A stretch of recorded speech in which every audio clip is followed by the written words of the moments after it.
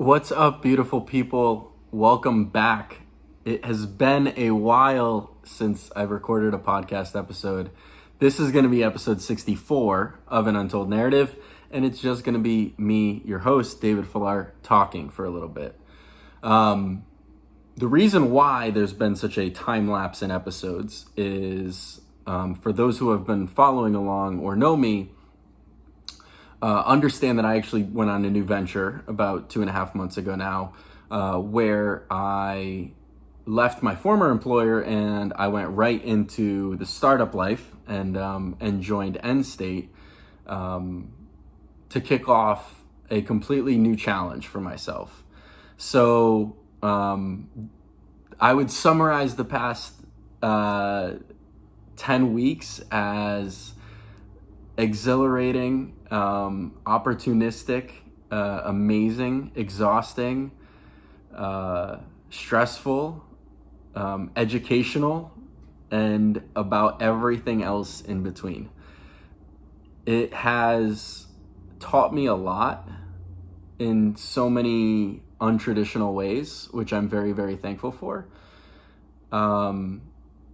I've definitely extracted a couple key learnings, which I definitely want to share, not only to you, the audience, but also really for myself, because I like talking about these things. They help bring that perspective to me. And, while they curate and marinate up in my brain all the time, saying it out loud really enforces it differently for myself. So that's kind of why I wanted to create this podcast episode. That being said, spending almost the better part of 8 years at a brand, in a corporate, esque environment, and then not necessarily abruptly leaving it, but going and transitioning right into something completely different, was also a bit of a challenge and something different, right? So I went from a very structured day by day where you can end the workday at a certain time and you could start the workday at a certain time. And while I've always worked really hard and always been a workaholic, as time progressed and the past 2.5 months have gone by, people have started asking me like, oh, how's it going and stuff. And I keep telling people this is a different type of work. And what you think is the type of work about startup life, it is not what you imagine. It is much, much more. It's more consuming, in the best way possible, right? Like none of this is negative. It's just, it was a completely different adjustment for myself. Now, what I think I do really well, or maybe it's a good thing and a bad thing, is I'm an extremist. I've talked about this on certain podcasts in the past, where when I get really passionate about something, I go all in. And while that excitement lives every single day, over time, it's not sustainable, because I dump my heart, my soul, everything I have into one thing. And what happens is then I don't leave any time for anything else. And this is going to lead me to my first discovery, or what I really have discovered and, recognized about myself 10 weeks in, is I need to do a better job of finding balance. And I've spoken to some friends, family, other podcasts about this, is I don't really believe in work-life balance. I just believe in balance. I think that we have one life. We should be passionate about everything that we do, every single moment, do the things that you love to do, and then therefore you just have to navigate and find balance amongst those things. And I've really gotten on the other side of that spectrum and really just gone into one thing versus finding curated balance with all the things that make me happy. One of those things is obviously this podcast. It has been well over 2 months since I've released an episode. I recorded one. Unfortunately, it didn't make the cut just due to some technical issues. But I didn't have the energy. I didn't have the passion for it because I dumped all of my energy into one thing. And so now I'm reflecting and I'm taking a step back and I want to rejuvenate the podcast.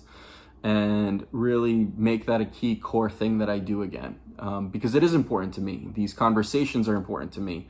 I was very fortunate to be in Portugal about a month ago, where I met somebody who listens to the podcast all the time, religiously. And, she's re-listened to episodes multiple times and is such a huge advocate. And it was amazing, not only to me for the first time in Europe, but just hear that people gain value out of this. So I super appreciate everybody who's stuck with me through the first 64 episodes.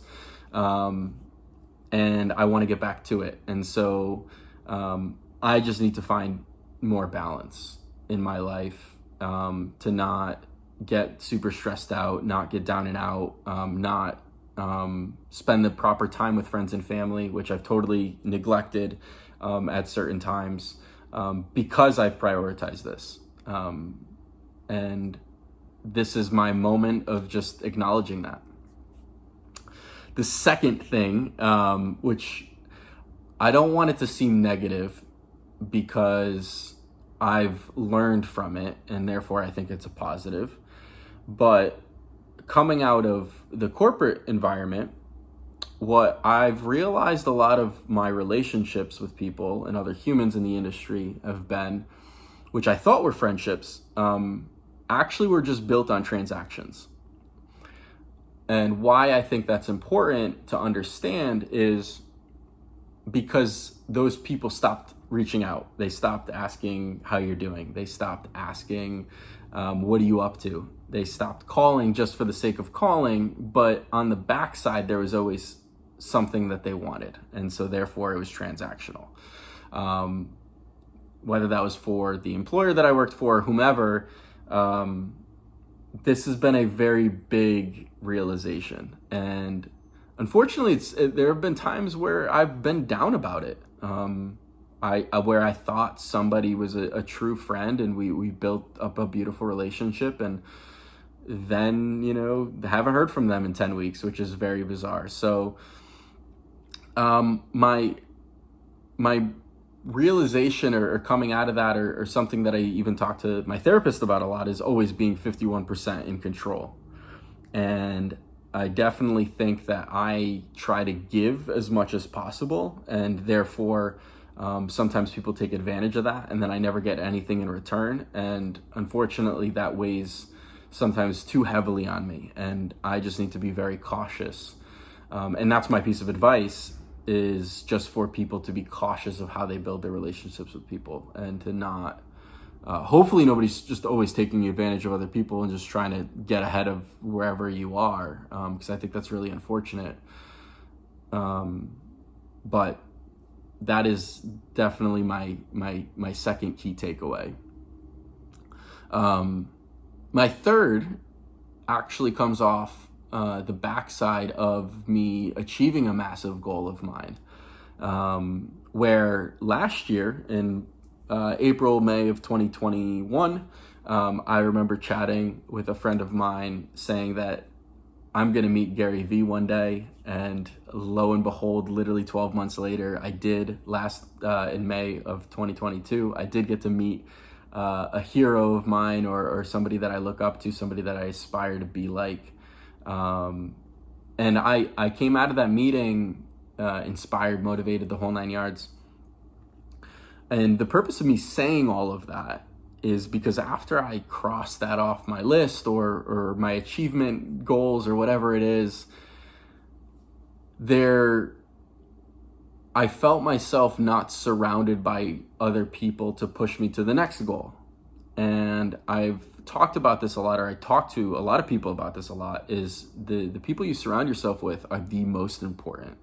If you surround yourself with people who are unmotivated, you're going to be unmotivated. If you surround yourself with famous rappers, I'm not saying you're going to become a famous rapper, but you're going to be and have opportunities within those circle of humans, right? So, and that goes for any walk of life, or anything that you want to accomplish or achieve. If you want to be the biggest marketer, then surround yourself with marketing people who are doing bigger and better things. And so over the past 10 weeks, I think that I've just, again, neglected spending time with the people to elevate me, and therefore I feel like I've lost a sense of longer term purpose. I know what my purpose is now and today and present day, and kind of what we're building, and dumping a lot of my energy into my work, which again I'm super fulfilled with, but that needs to be offset with other people, other ideas, other creatives, to keep pushing me. And so I don't fall in this kind of bubble, if you would, just by myself, because that's not the way that I want to live my life. That's not the way that I want to create. That's not the way that I want to curate. And so I've definitely fallen victim to siloing and just going all in on this, and just not surrounding myself with the best people outside of work. And so I definitely want to get back to that, and really help open up my mind again. And so that's my third takeaway, is I've definitely gotten away from that.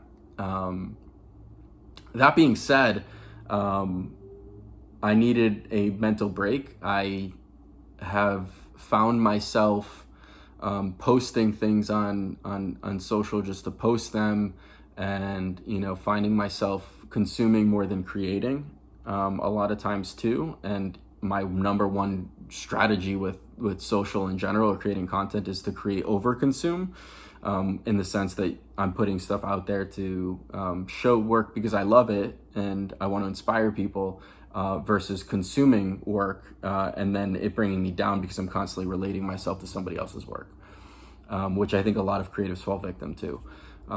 So over the past week, I just have really taken a step back on social and taken a break, and it's done me a lot of good. And so this podcast episode is going to be the first thing that I'm creating in a while, and I'm kind of energized coming out of this funk, or this low moment, and I'm excited to get back to it and back to inspiring people, because that's my number one goal. And so if you're listening to this, if you do listen to this podcast, I promise you that I'm getting back to it. This is a promise to myself and to you. And I appreciate if you're still listening. There are certain people on this planet who have shown me love through and through, and I wouldn't be who I am without them. So I super appreciate that. And with that being said, I might just put this out unedited. I will find out. But that being said, this is going to be a very quick episode 64, but I have recorded episode 65, and I am so excited to share that person's story and get back to an untold narrative and sharing these beautiful stories with all of you. So thank you very much. I appreciate all of you, and we'll see you super soon.